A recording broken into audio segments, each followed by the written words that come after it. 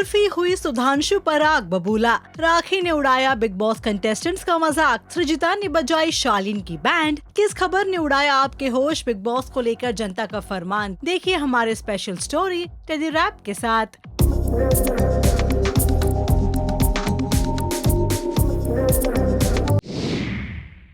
सुधांशु ने उर्फी के कपड़ों पर कमेंट कर उन्हें ट्रोल किया था, जिसके बाद उर्फी ने सुधांशु को जवाब दिया। दोनों के बीच तीखी वॉर चल रही है।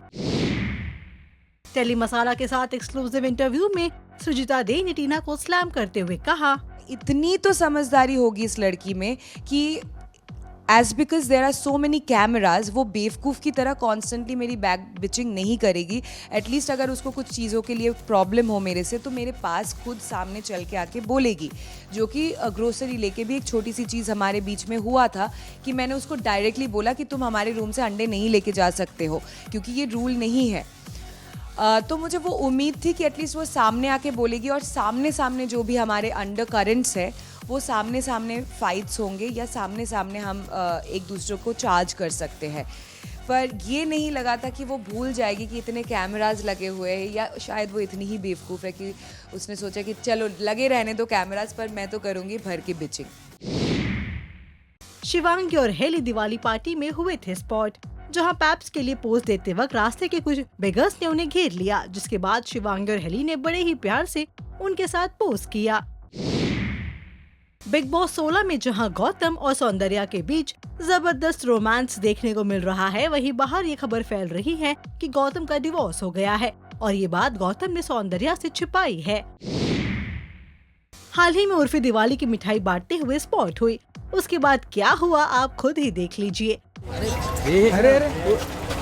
एक मिनट भाई, भाई पीछे भाई थोड़ा पीछे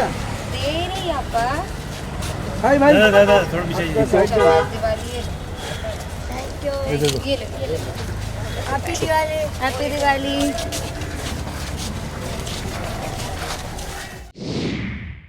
फैंस के साथ इंटरेक्शन के दौरान राखी ने बिग बॉस 16 का मजाक उड़ाया। क्या कहा राखी ने आप खुद ही सुन लीजिए। कब जा रहे, मैं क्यों जाऊँ बिग बॉस? मैंने तो स्टार्ट ही बिग बॉस किया था इतने सालों से। अब बिग बॉस वालों को अपने आप बिग बॉस करने दो। अगर उन्हें लग रहा होगा कि बिग बॉस ठंडा जा रहा है तो वो मुझे बुला लेंगे। हर चीज की गर्म करने में मैं उस्ताद हूँ। टेली मसाला को एक्सक्लूसिव इंटरव्यू देते हुए अपने एविक्शन को लेकर मान्या ने कहा, आई थिंक अर्चना का रहता है कि 5 मिनट तक वो कॉमेडी करती हैं, 6वें मिनट उनका न्यूसेंस चला जाता है, जहाँ पे वो बिलो द बेल्ट जाके बहुत गंदा बोलती हैं। And I am not sure कि जनता इतना अप्रिशिएट क्यों कर रही है, क्योंकि आप as a human, as a person, आप किसी की इज्जत इतनी गंदे तरीके से नहीं उतार सकते। एब्सोल्युटली, मैंने उनको कई बार बोला भी है कि जनता अगर यहाँ पे लाती है ना, तो विद इन अ सेकेंड आपको गिरा भी देगी। तो मेक श्योर कि आप किसी के ऊपर पैर रख के ऊपर ना जाओ, साथ में लेके चलो, या तो फिर अकेले जाओ, लेकिन किसी को नीचे दबा के ऊपर मत चलो।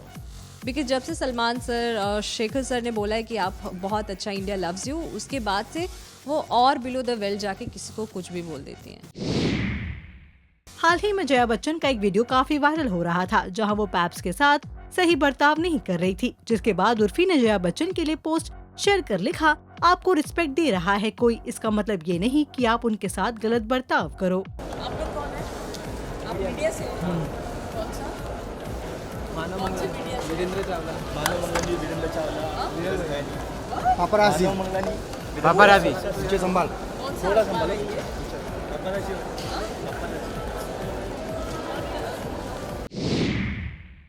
दलजीत ने एक्स हस्बैंड शालीन के लव रिलेशनशिप को लेकर हमारे साथ एक्सक्लूसिव इंटरव्यू में क्या कहा आप खुद ही सुन लीजिए। मेरा अगर नाम इन्वॉल्व करें तो उसमें हंसी मजाक मत करिए, और मैं अपने ही चीज़ों पे हंसूंगी नहीं, क्योंकि मेरी पूरी ज़िंदगी बदल गई है उसके बाद। इट्स बिन 7 years, तो मेरे लिए वो जोक नहीं है।